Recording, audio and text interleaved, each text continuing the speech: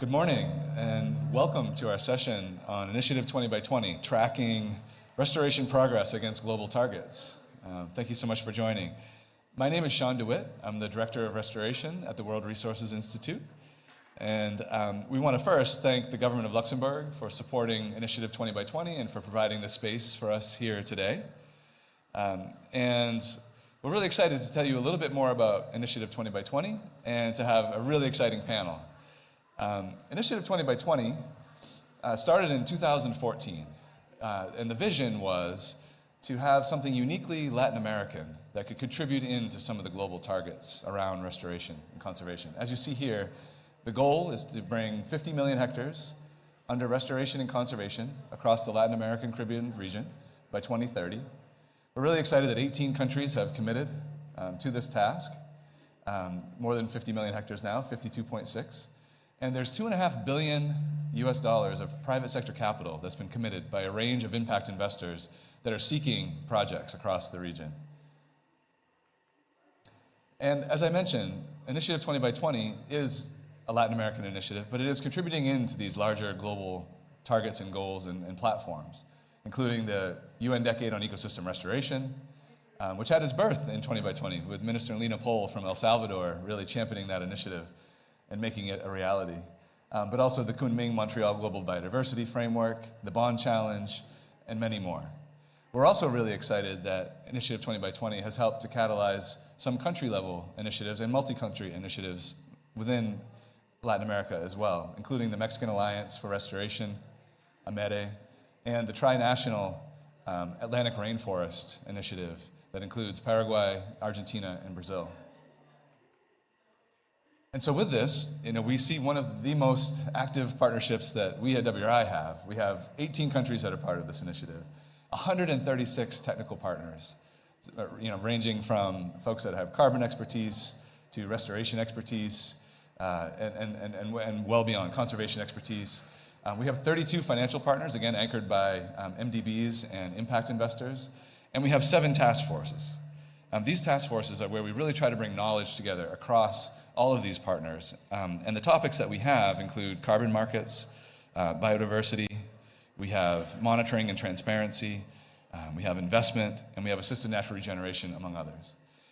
So with that, we're really excited today that we have an esteemed panel. I'm going to turn it over now to my colleague, Carolina Useche, our Director of Climate for WRI Colombia, to lead us through the panel. With that, over to you, Carolina. Thank you.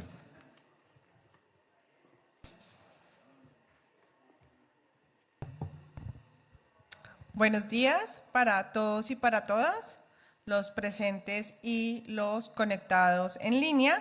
Good morning, everyone. Thank you for being here, who are here in our panel and the ones that are online.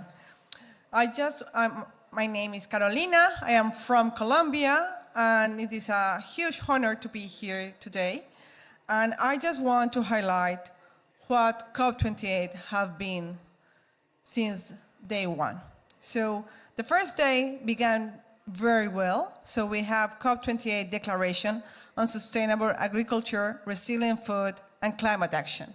And if you see the declaration, number 5, it says that we want to maximize the climate and environmental benefits associated with agriculture.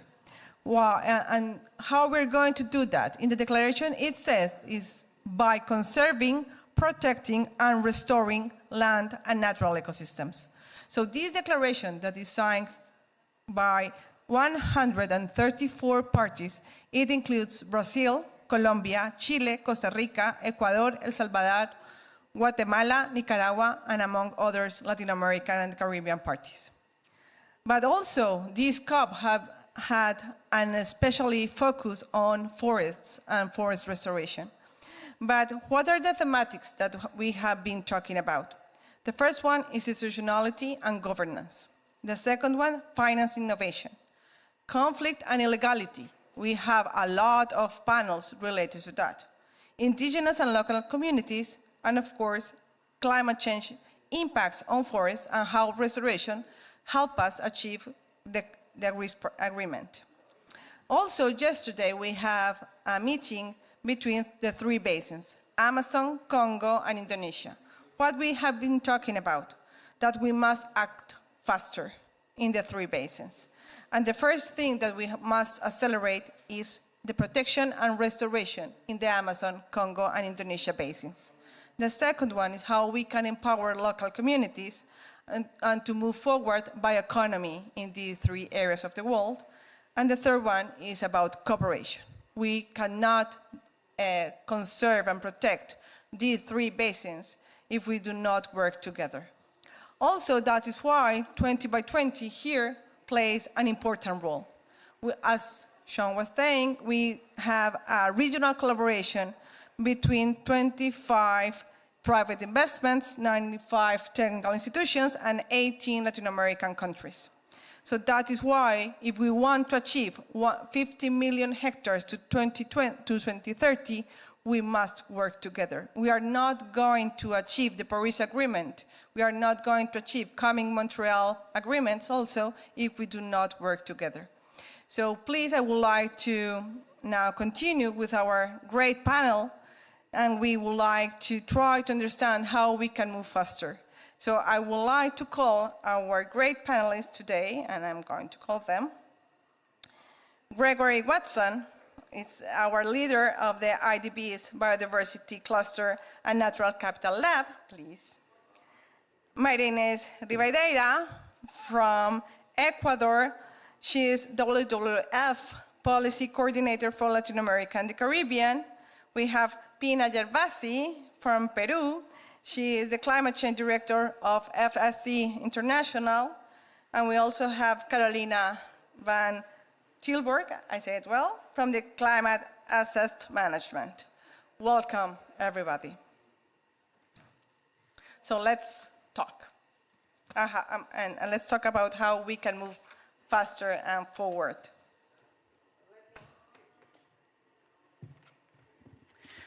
Hello? Yeah. So thank you very much for being here. The first thing I would like to ask you is please to present yourselves and why you are here and why is this important and why you're in COP28. And then we can move forward. Oh, well, we can start with the first question. So this is for Gregory. Please, do you want to, I would like to ask you if you can explain us what is Natural Capital Lab of IDB and how Natural Capital Lab is catalyzing investments in restoration and conservation in Latin America. Thank you very much. Thanks. So I'm Greg Watson from the IDB. I'm leading the biodiversity cluster and the Natural Capital Lab. And basically at the IDB, what we're doing is a combination of working on multiple fronts.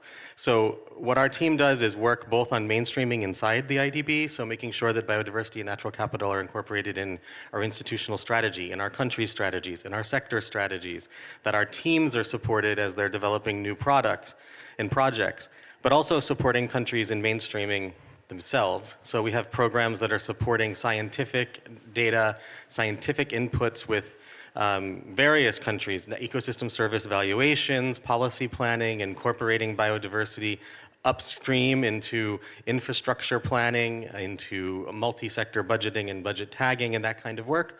And then we have the part that's on innovative finance, where we have about $60 million from various different donors that we're using for blended finance to support different kinds of financing for biodiversity conservation, restoration, sustainable use. I'll talk more about that part. So in that, we're actually, we've made a lot of pledges here right now. We have our Amazonia Forever program, which is, receiving support for doing innovative guarantees. We have made announcements the IDB will triple its climate financing, which includes biodiversity financing in the next 10 years. But on the ground, what are we doing? So we have a whole line of work on, I'd say, taking our instruments and using them differently. So we use our policy-based guarantees. We've supported 2 debt for nature conversions, one in Barbados, where 100% of the savings went to conservation, one in Ecuador, which was the largest debt for nature conversion to date, where we are channeling funds through a conservation trust fund to, $400 million to support the Galapagos. That has a set of KPIs. We're supporting biodiversity credit markets both through the regulatory framework, helping in Colombia and Peru develop compensation markets, but also beyond that, working with innovators like Terrazos in Colombia, investing in them as they move to voluntary markets, and then linking with projects such in Colombia. We have a large project called Puerto Antioquia, where the CEO originally needed to compensate, used biodiversity credits, and said, this is actually so valuable to me, I now want to do voluntary credits because it's an extra revenue stream. And so working on that, also technology for credits. So we've been creating something called the Amazon Grid, which is a blockchain-enabled hexagons for the whole Amazon. You can trace impacts. You can use them to trade different things. We've done tokenization. So we're also working on different kinds of bonds. And can we have species bonds? Can we have regional biodiversity bonds? How do we put that into bond frameworks like ICMA and others? And can we come up with mosaic landscape KPIs that are linked to specific species or other indicators that can help us interface with the markets? So that's a small piece of what we're doing. We co-lead the MDB Joint Working Group on Nature. Today, we're going to be releasing, we've been working with MDBs to come up with common principles to track nature-positive finance in our portfolios.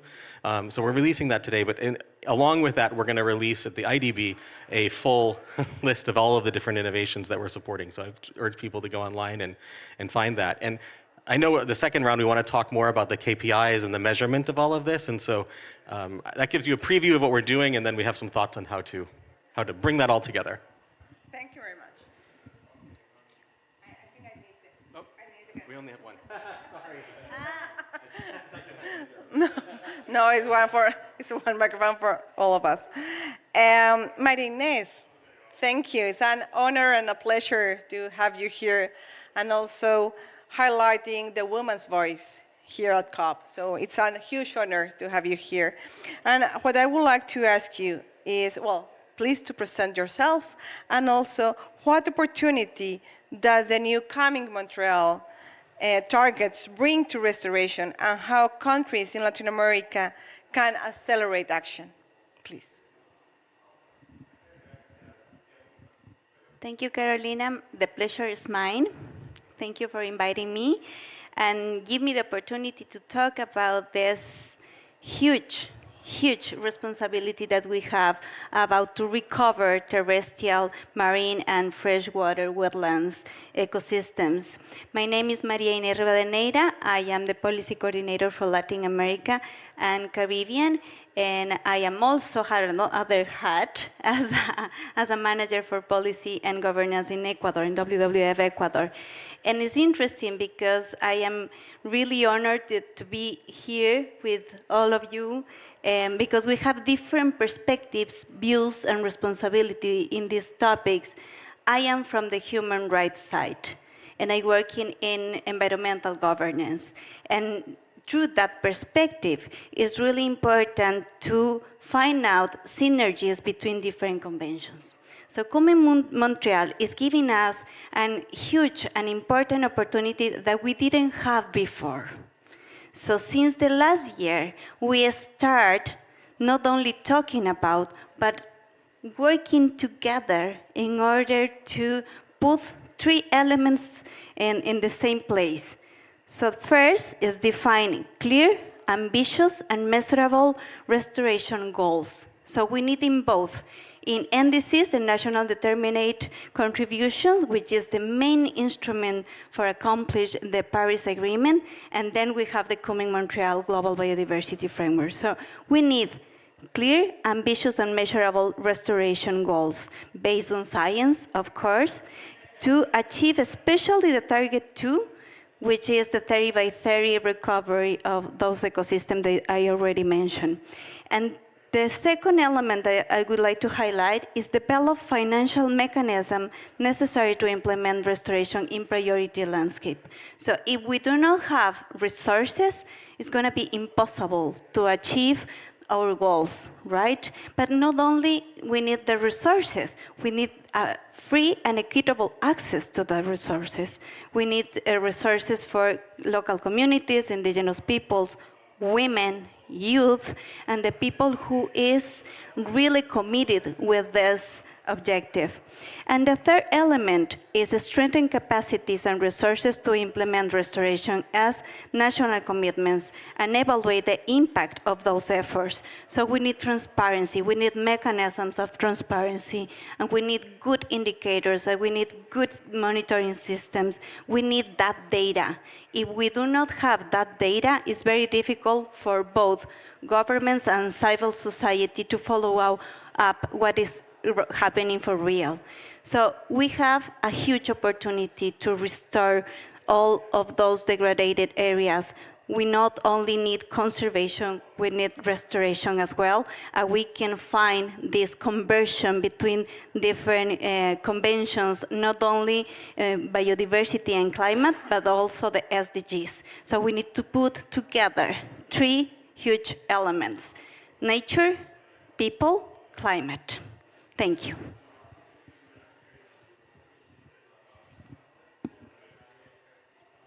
Thank you very much. And you highlight something that is very important about data, about human rights, and how we can, if we are talking about just transitions, that in COP we have been 9 days now talking about just transitions, gender perspective, children, youth approaches must be a priority. So thank you very much for highlighting that.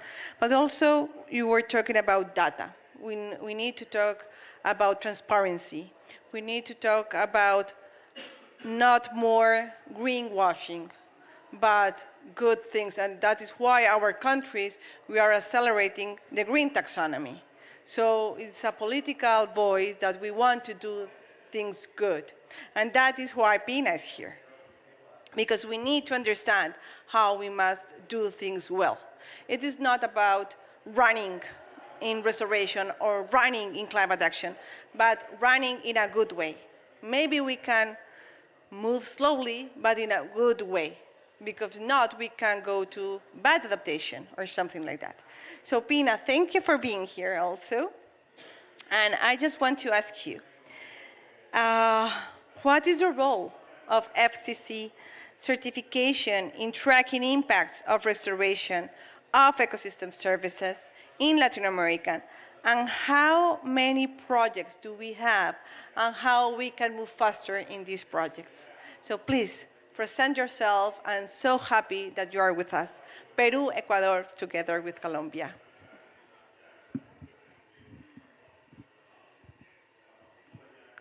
Thank you very much, Carolina, and thanks very much, WRI, a founding organization of FSC and Initiative 20 by 20. I am Pina Gervasi, Climate and Restoration Director for FSC, also a co-lead in the Carbon Markets and Investment Task Force in 20 by 20, and very happy to be here with you today. With 29 years of existence, FSC has achieved more than 160 million hectares of responsible managed forests around the world, and more than 56,000 chain of custodies. This is how we call the product lines that carry the FSC label around the world, corresponding to different industries, from timber, pulp and paper, non-timber forest products. Since 2019, we launched a new framework in addition to our, let's say, forest management certification. This is how we call it. This is called the FSC Ecosystem Services Procedure. And why we did that? Because we understand that there is an increased demand for impact verification, disclosure, and reporting by the corporate sector, but not only because of the emergence of different reporting platforms like the TNFD, SBTI, Greenhouse Gas Protocol, and others, but also due to more pressure on regulatory frameworks, such as the EUDR, the new legislation by the European Union on anti-deforestation value chains, anti-deforestation industries. Second, we also understand that there is an increasing need of high integrity and quality forest data. And this is the basis for monitoring and identifying how these impacts have been created over time. Third, we also know that there is an increased commercial value of the co-benefits that are associated with carbon markets, and we call beyond carbon benefits from the ecosystem services that forests deliver, such as biodiversity, water, soil protection, and others. So the ecosystem services procedure has now been implemented in more than 74 projects around the world. These cover more than 3,111,000 hectares of forests globally. In Latin America, we have around 20 projects that are now being certified with verified impacts, most of them on biodiversity, which is very interesting because the methodology is focused on a theory of change, where the forest managers identify the management activities they need to deliver in order to deliver also outcomes that at the end of the day will be converted into these verified impacts on the ground. So FSC is the only certification standard now from all industries that offer this verification of impacts on the ground. This is audited by a third party in the same process as FSC certification happens. And the results and the data, we're working on the data to be transparent, to be available to all our stakeholders. We're working also with technology companies on supporting us on delivering data platforms. We have a blockchain program too, and now we are also working towards delivering a platform for traceability and transaction verification in connection to EUDR, which is, of course, a high priority for us, as it is for other certification standards, such as the Roundtable for Sustainable Palm Oil, which we are also working with on just merging our efforts and collaborating together. The most interesting thing for me in relation to the ecosystem services procedure and what we have seen over time in the implementation, in particular in Latin America, we have projects now in Argentina, Brazil, Chile, Uruguay, Mexico, and some coming as well in Ecuador, Bolivia, and Colombia. What it has delivered is that it has provided the opportunity for companies and forest managers working outside of the traditional timber and pulp and paper industry to be able to demonstrate the impacts that they create in relation to the activities, their commercial activities that relate to forests somehow. And I will put an example on this. Concha y Toro, which is the biggest even winery in the world, Chilean winery, certified FSC with ecosystem services in order to demonstrate the impacts they are creating on biodiversity and carbon on their vineyards that coexist with all growth forests in Chile. And this is a very nice example. We have others, certified concessions in the Peruvian Amazon that export timber and have certified with the ecosystem services procedure in order to demonstrate they are maintaining and increasing jaguar populations in the Peruvian Amazon, and also the connection with other members of 20 by 20, such as ISA Energy, who has a jaguar connection program. So we're supporting these connections and facilitating the dialogue between the forest managers and the corporate sector through that. Another nice example in Brazil, a cooperative of community, it's a community association and cooperative working on acai, specifically demonstrating the impacts in connection to the acai market for exports, also in biodiversity and carbon. Other examples in Mexico with the ejidos, certifying water conservation and protection, and being sponsored by companies, a company called Del Fuerte, which is the biggest tomato sauce producer in Mexico, sponsoring this project in order to demonstrate they are actually supporting projects that maintain watersheds. And we go on and on, but what is interesting here as well is that we now see this integration of improved forest management, restoration, and conservation at the same time, and more interest on companies that are associated with forests on supporting these impact verification programs and implementing them. Thank you.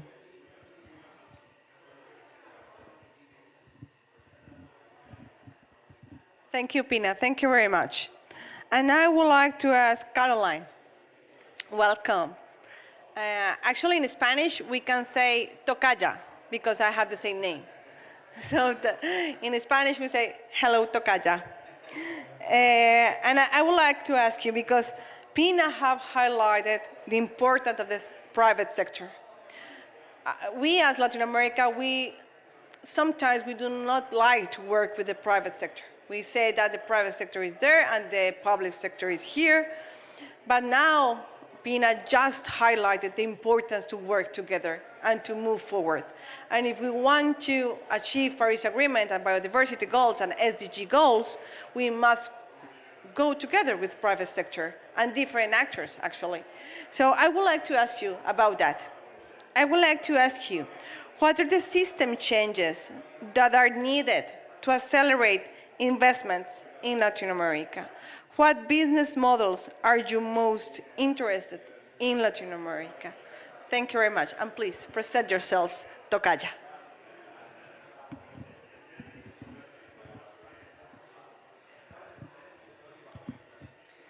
Well, thank you. And first of all, it's a pleasure to be here.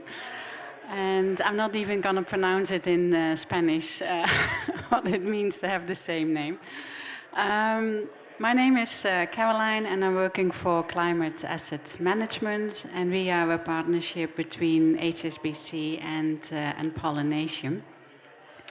And it's really an interesting question about what drives private investments in Latin America. And we have our nature-based carbon strategy that actually invests in reforestation, conservation, restoration, agricultural management kind of activities. And we do that investment against the future flow of carbon credits. And those carbon credits also need to come with additional benefits for local communities as well as for biodiversity. And it is those carbon credits that we actually allocate back to our investors in the fund. So our investors in the fund do not receive a financial return. They receive a return in the form of carbon credits. So for us, what is really very important is to be able to have the right entitle to these carbon credits. And for that, I think two systems are very important. The first one is land tenure. So working on nature-based solution projects that come with a clear land tenure, and also to allow the transfer of the right of those carbon credits ultimately to the project developer and ultimately to the investors in the fund. So we then, in return, can provide them to the corporates that have invested in our fund. So land tenure is key, and the transfer of carbon right. But that also comes with clear regulations.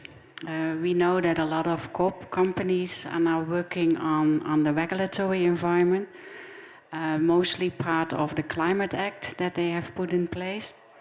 And it would be really helpful if the regulations that form part of the Climate Act truly stipulate how the government look, for example, at Article 6.2 carbon credits, so the carbon credits between countries, as well as those under the 6.4 mechanism. But what would also be important is how they look at the voluntary carbon market and how the voluntary carbon market actually fits within those regulations.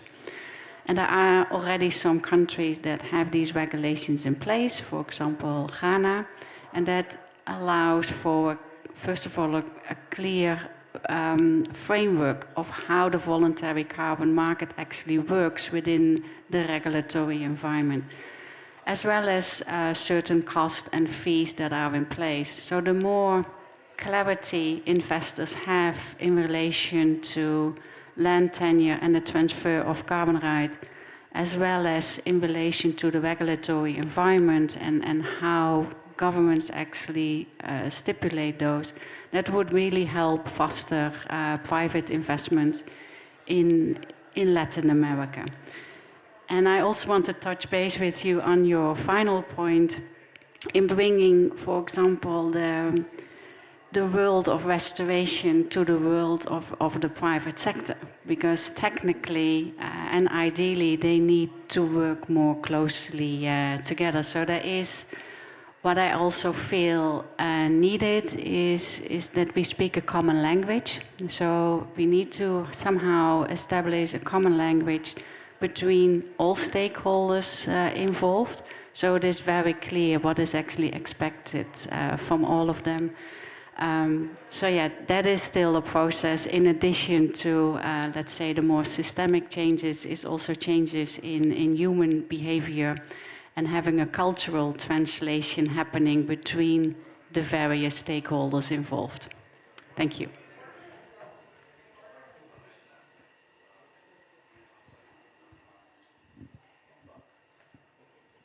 Thank you, Caroline. And I think that you highlight a very important issue, because we are talking about human rights. We are talking about how we generate benefits for all of us, and how we can accelerate the action. But what we have seen is that we have been talking about this since Rio '92. But there is something that we haven't done good, because we are not in the best place about biodiversity or climate change agenda. So, but you have been talking about common language. Maybe that's a thing that we do not have. Maybe the forest and the ecologists, I'm an ecologist and a biologist, we talk about the importance of the forest, but the investments talk about that they need benefits, that they need to progress, that they need to solve other problems as poverty, as another issues that we have in our world also. So how we can try to translate that, how we can facilitate those dialogues, how we can sit together, like the bank sector, and for example, I am an ecologist, and I know about species, and I know about ecology process, how we can talk together and move forward. Because in this moment, it's like I'm talking Chinese, another one is talking Portuguese, I don't know. So we need to move forward that way, and how we can build bridges and have a common language between all of us. That is very important. Thank you for highlighting this. Thank you very much. And now I think that we need to move and try to understand what barriers do we have. For example, in another panel, there was a bank that was saying, we have good credits, we have a lot of money for Latin America. And I remember the Peruvian minister who was saying, but we cannot have any more debts because we have the pandemic debts and we have a lot of issues related with development. So how we can really move forward and how we can really trespass those barriers and try to accelerate all the things that we need, because we have been talking about innovating in finance. And it's COP28 have been talking around how we can try to innovate, because we cannot still doing what we have been doing because it's not working. So I would like to ask you that. Let me see. I think that one or two barriers that we find in policy that private sector is facing to increase investment and impacts on biodiversity. And actually, I think that we must look biodiversity, SDGs, and climate agenda together, not more separated, because us as Latin America, we cannot see the Amazonas forest and not the carbon sinks and everything related. And what business models are you most, how your organization, as IDB, WRF, FCCF, how your organization could support initiative 20 by 20 movement to accelerate and track process. Again, I think that we have been talking about how we must work together, private sector and community and public sector. We have been talking about how we must talk about youth, children, and different actors, and how we can move together. And the initiative 20 by 20 do that. Facilitate dialogue, facilitate a common language, facilitate actors, how we can support this. So this is the question. Thanks, Carolina. You mentioned this. I sometimes feel like my job in the IDB is to be a Rosetta Stone that translates between multiple languages internally and externally. And I would say that that's one of the main areas that we need to be working as a community. And beyond that, I mean, I mentioned before several of the different financial instruments that are out there, and we also have an IDB Klima program, which is offering results-based discounts to governments on their loans based on these targets. But all of them have KPIs. And I'm concerned personally that these KPIs start to get atomized. And we're all trying to work towards the same thing, and they're all slightly different in making complexity for governments, for the private sector. I think that one of the areas that we can all work on is that there's a lot of amazing work being done by everybody. And what we need to do, and maybe the IDB is the right place to do this, but we talk with governments we're working with them on their taxonomies, right? And we're working with them on their valuations. We're working with the markets on their, ICMA on their bond principles. We're working on putting bonds out into the market in financial products. We're working with scientific organizations because they're key and fundamental to all of this work, because if we don't have a good understanding of the science, what are we doing? And then we're also talking to the MDBs. Maybe there's a way for all of us to sit down together, say what we're all doing. We have a key COP coming up in Belém in a couple of years for our region. In between that, we have COP16 that will happen for biodiversity. Have a roadmap where we're trying to get to Belém with some unified set of KPIs, with unified set of monitoring systems and technologies that could be used, but that are not just sector specific, because like you said, we have, governments might be working on one kind of taxonomy, but that conversation and the linkage to the bond market is right now done by people. I think, there's 2 of the people who are doing that, 4 of the people who are doing that who are sitting at this table, but it's not institutionalized. And similarly with the government ministries. And so we need to institutionalize that in some sort of joint framework. So for me, that's a problem and a solution that in an area where maybe the bank can help by not coming in with all the answers, but by creating that place for everybody to come together and try to come to Belém with something. And we have Brazil starting with the G20 presidency now. I know that they're very interested in bioeconomy, but that's a piece of this as well. So we need to start to bring the threads together so that the tree's growing upwards instead of outwards, because I'm worried that we're going to end up with a bush instead of a tree. Yeah. I think that we can. I can pass. Okay, thank you. I would like to start with a short story. So I had the opportunity of being in a whole day conversation or dialogue with the private sector and the investment sector during the Climate Week in New York. And I have a completely other language and completely other background. And for me, it was really helpful to understand that first and recognize first that we do not have the same language. So when we talk about investment in nature, maybe we are not understanding the same. And that is something important. And the second part, it was to find out the opportunities there. So maybe we need to create more dialogue, not between the people that already know what we know, but with people from different sides of the story.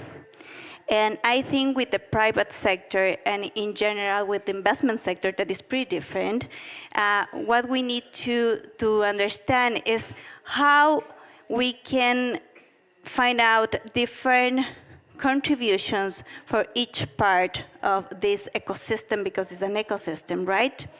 And first, to understand that the deforestation and unsustainable production is causing a huge loss of biodiversity.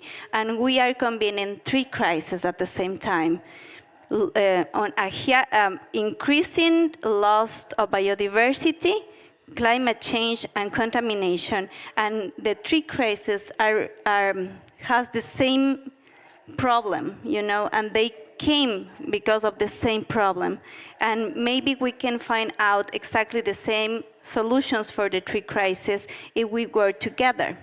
In that sense, we know that we have different subsidies that are increasing or supporting that kind of unsustainable production.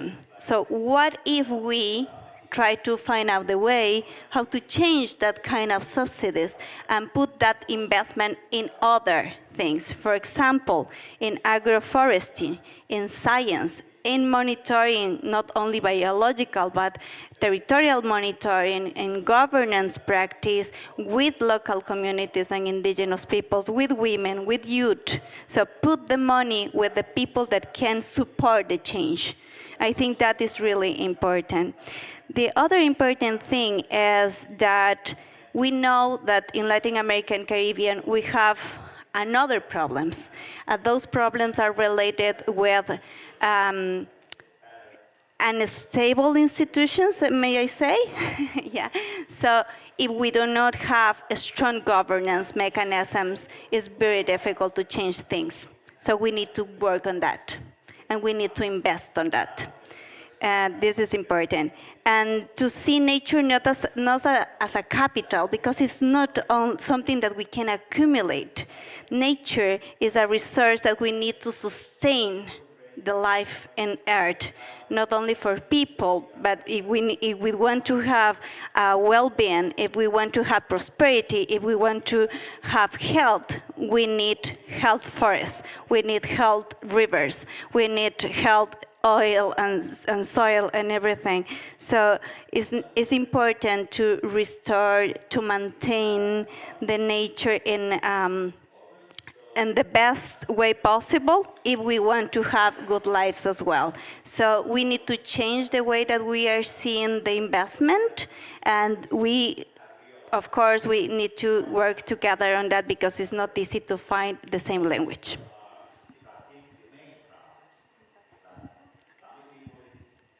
Thank you. I will talk about something that is linked to these KPIs and the need for better alignment, and it relates to also the emergence of so many different platforms, standards for impact reporting and disclosure. And I'm very grateful that TNFD and SBTI have done efforts to align better, and I think this is a trend, but as a standard-setting organization, we have the role of integrating and aligning better with other platforms and initiatives. Because our KPIs are basically a subset of our standards, and so I think that the standard work is very important to lead this discussion.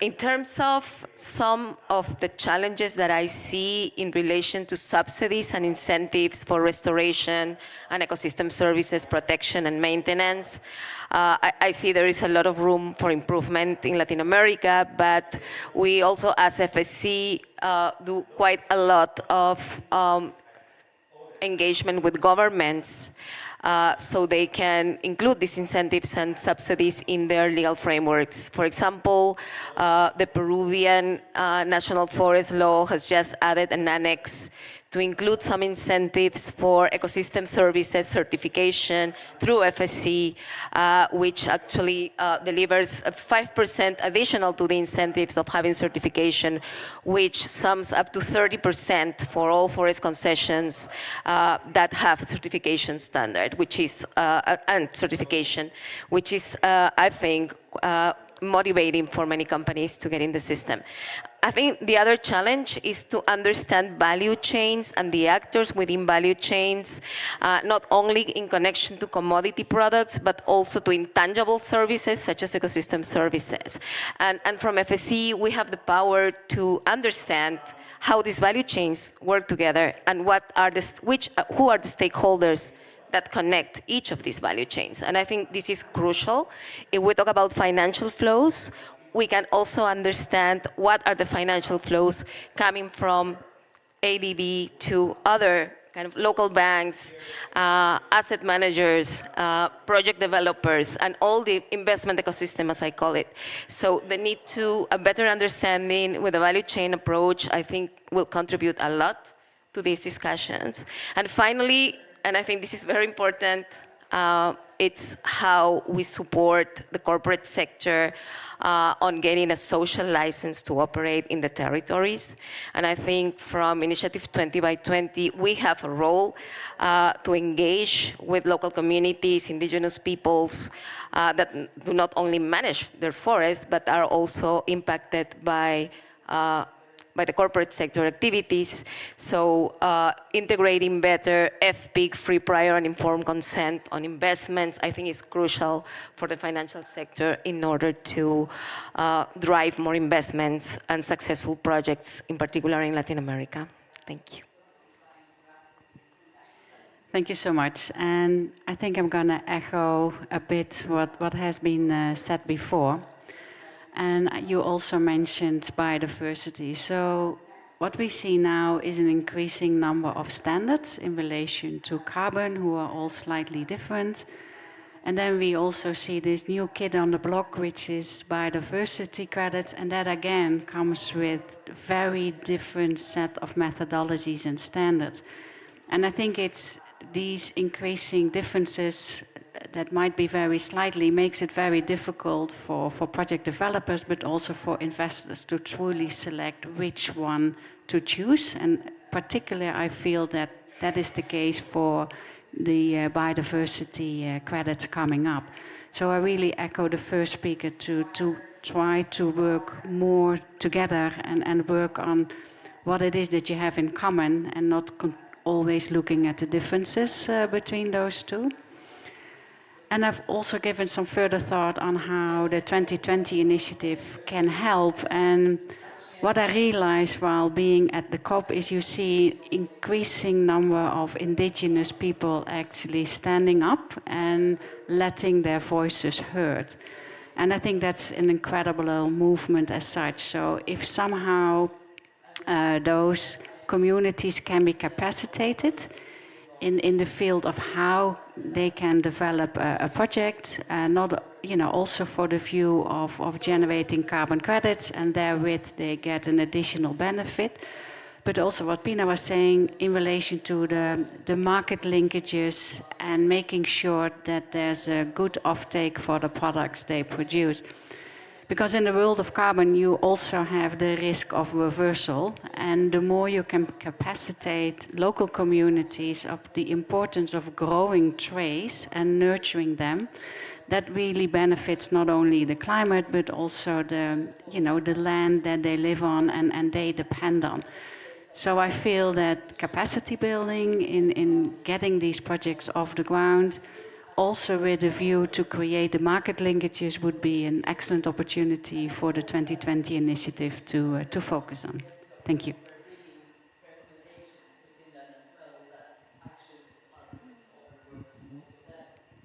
Thank you all for these interesting aspects.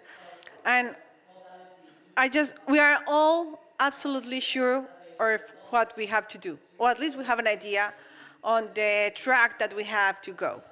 But for example, there are some countries in Latin America that haven't joined 20 by 20 initiative.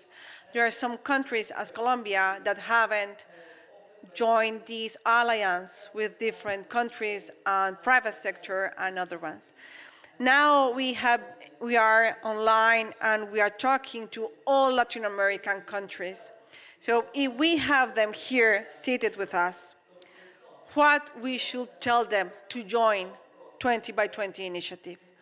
Because we also have to work with them that do not believe in these kind of initiatives. We need to bring them and to work together and to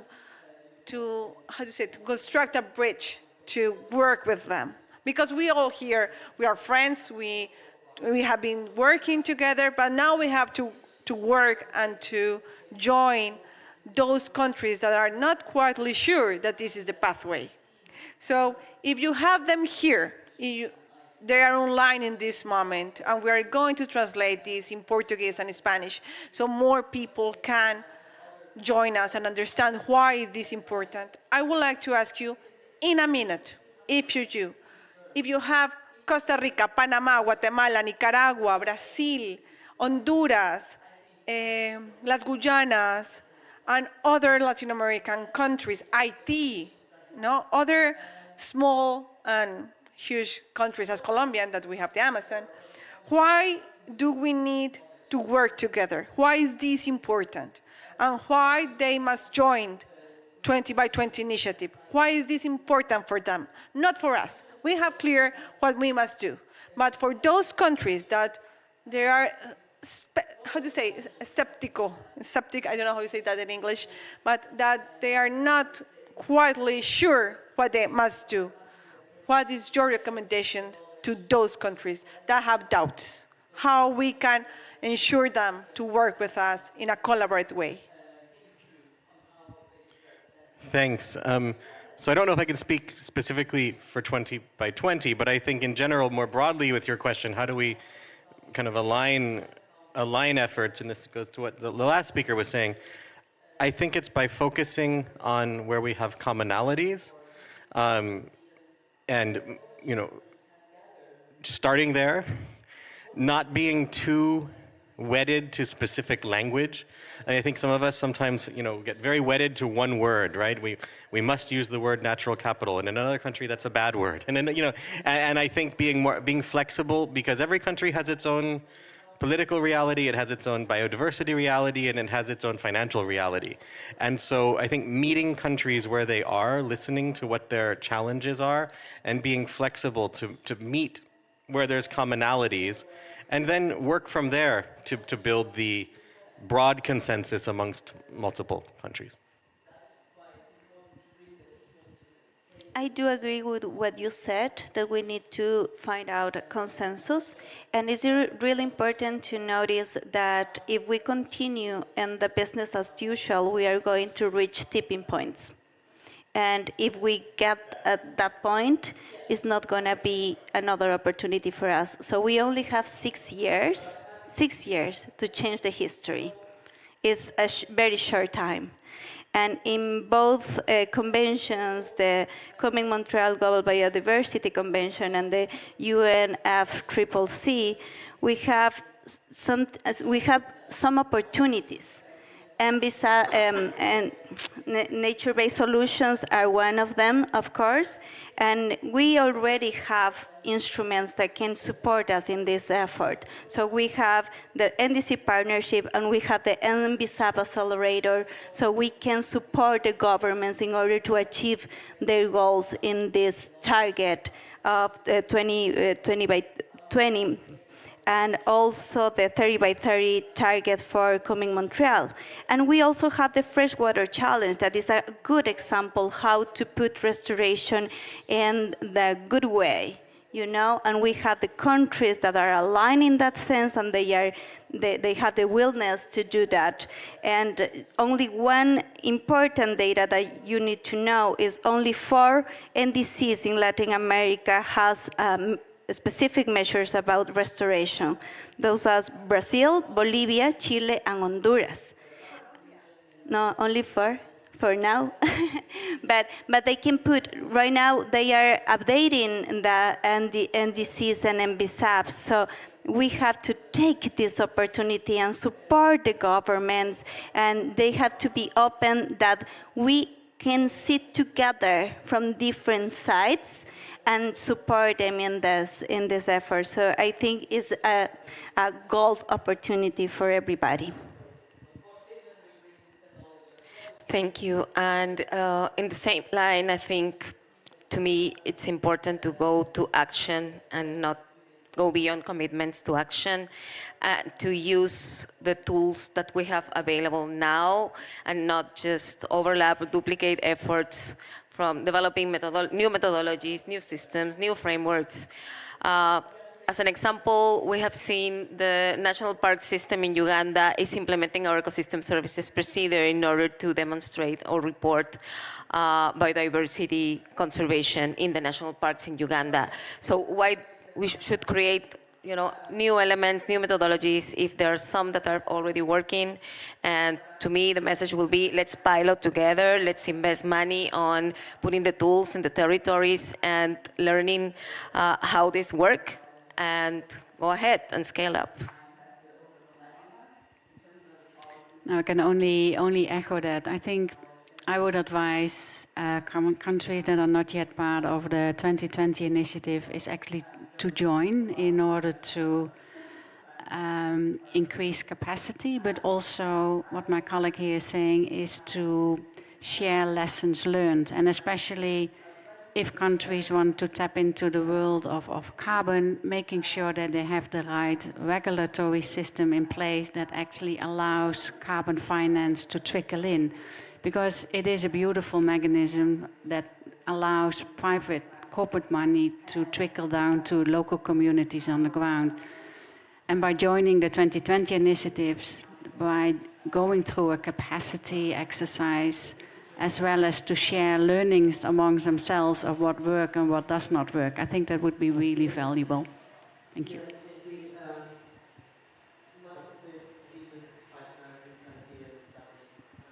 Thank you, everyone. I think that are very good points and recommendations to other countries to see us and to hear us, that please join us. So we want to say to the other countries and investments and different actors to please join 20 by 20 initiative.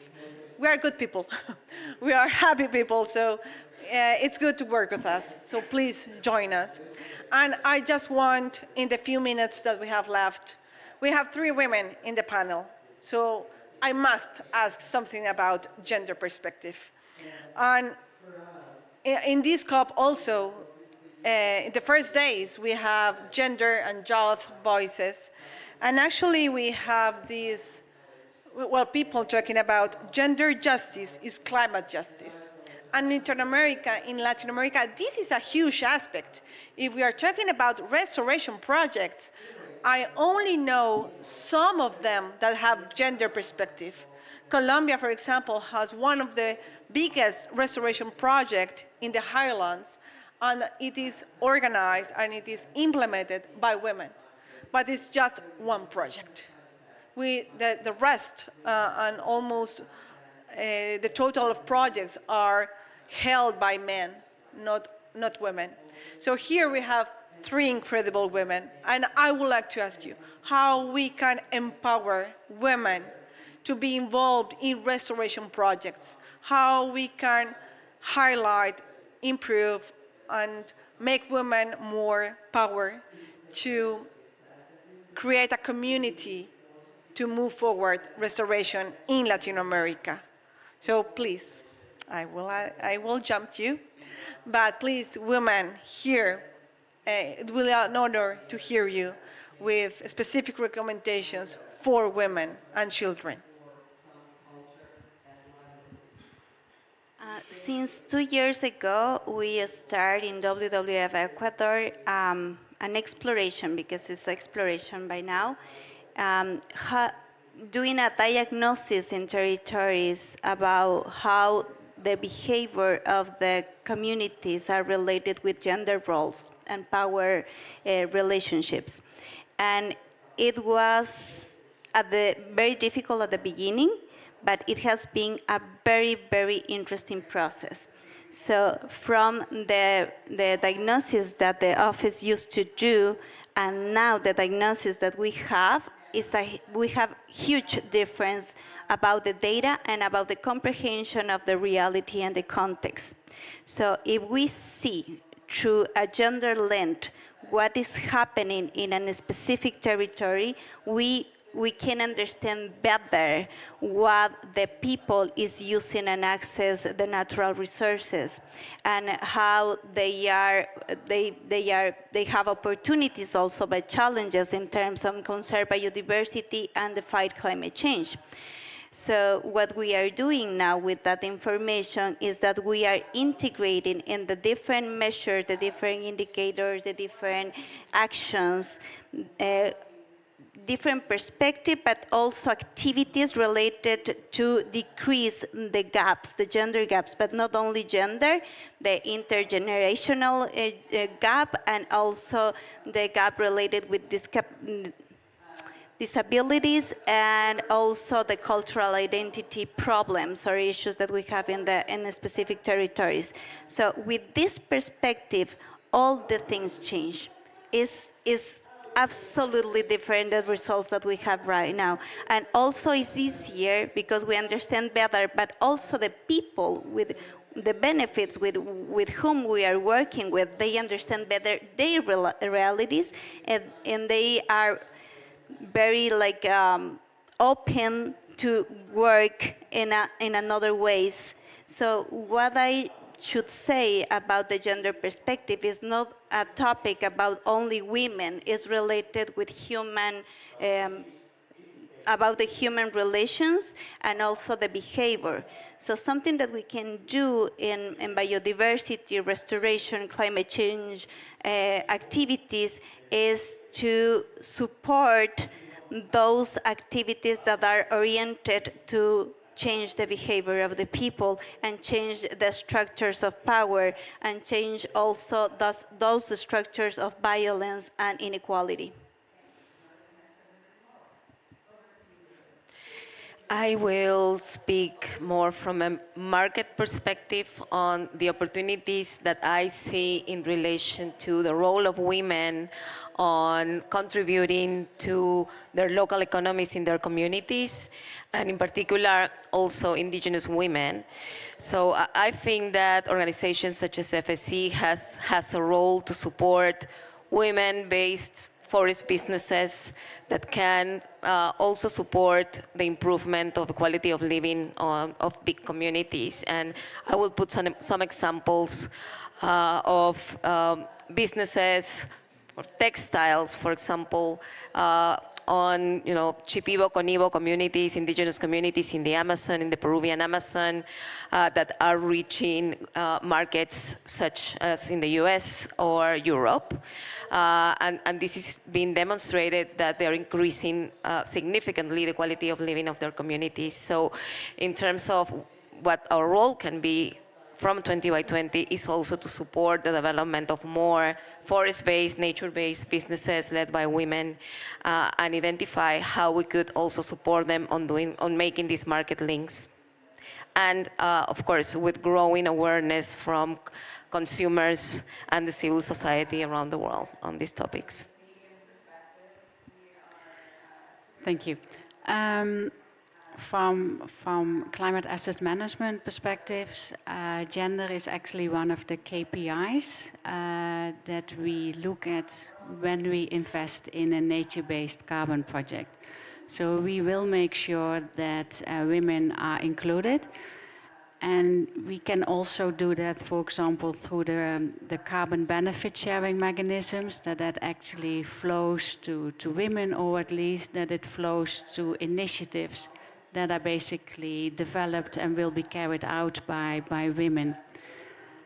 But I also want to reflect on what my other panelist is saying, because those women, they don't operate in solo. They are all part of their own ecosystem. They all live in villages. They are all part of a household.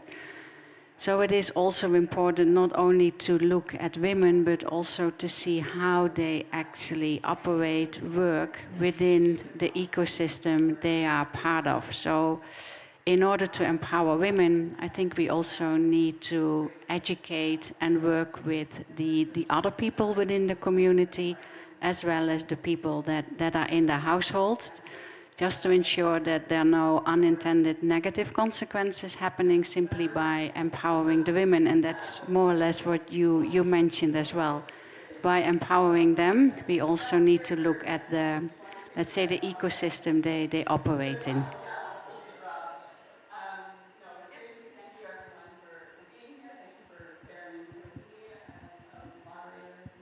So thank you, everyone. I think that we have been talking very good aspects on how we can move forward. Please, we must work together. We're now in a panel, but it cannot end here. It cannot end. And thank you very much. And a photo, of course, that we're going to have it. But let's work together. Let's add some actions to accelerate just transition, to accelerate 20 by 20 initiative, to accelerate restoration, to accelerate communities empowerment, women empowerment, to really move forward. The sector, the private sector, the bank sector, we must work together. We need to find this common language. We need to find what is common between us. It is higher what we have in common than the differences that we have. So we must, like a marriage, we need to work in that, we need to dialogue more and work in a good pathway, because if not, we are not going to achieve Paris Agreement. And this is like not so good for all of us. So thank you, everyone, for this Saturday, for being here with us. For the World Resources Institute, it has been an honor to have you here and to talk to you. Please, let's work together. Thank you very much to everyone, and have a nice day.